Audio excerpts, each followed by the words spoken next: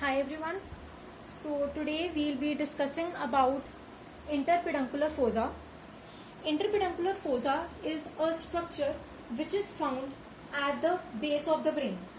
Means that when you observe the brain from its base, so you will be able to find the structure, and this structure is referred to as the interpeduncular fossa. Okay. Now, first of all, this interpeduncular fossa is a rhomboidal space. Okay. It is a rhomboidal space.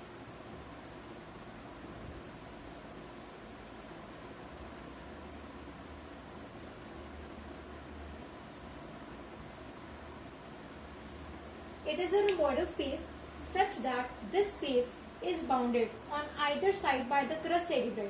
So these structures which you can see, these structures, this is referred to as the crus cerebri. Okay. Anteriorly, this rhomboidal space is bounded by the optic chiasma. Basically, this region, this cross-shaped region, where a cross is being formed, this region is the optic chiasma and the optic tract. Okay.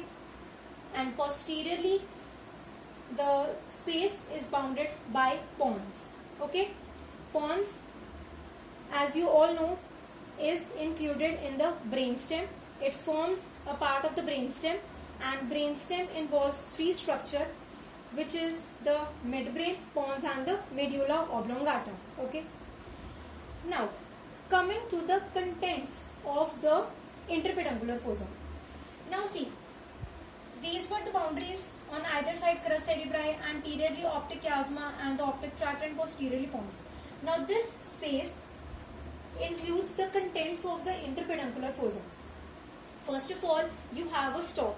This stalk which you can see, this one, this stalk, this is referred to as the infundibulum, and this stalk, infundibulum, will connect the hypophysis cerebri or the pituitary gland with the tuber cinereum. The lower funnel shaped part, this lower funnel shaped part which you can see, this is the tuber cinereum. Okay, and it is a raised area of the grey matter, and it lies in front of two spherical structures referred to as the mammillary bodies. So these two spherical structures which you can see, these are the mammillary bodies. Okay. So the third content which you have is the mammillary body. Then the dots which you can see over here, these dots are the posterior perforated substance. Okay. And posterior perforated substance is also a layer of grey matter, and it is present in the angle formed by the crus cerebri. So these two are the crus cerebri, and the angle formed by the crus cerebri will lodge the posterior perforated substance. Okay.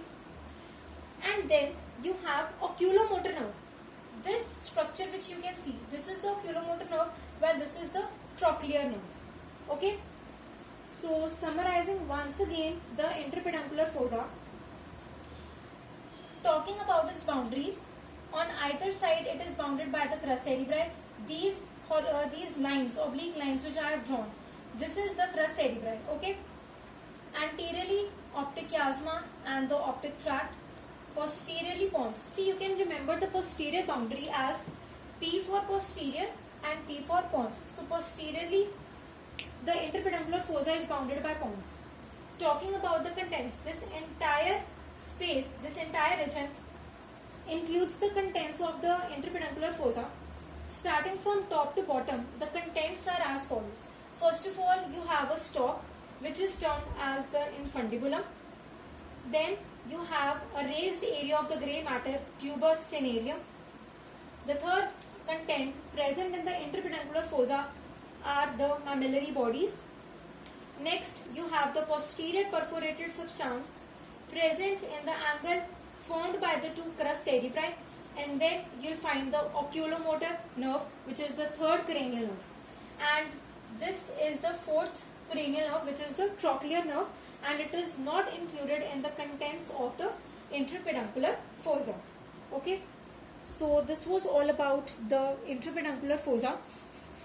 If you like my video, so please do press on the like button And if you have not subscribed to my channel till yet, so please do subscribe to my channel as well. And don't forget to press on the bell icon so that you do not miss on to the latest updates and notifications of my channel. Thank you.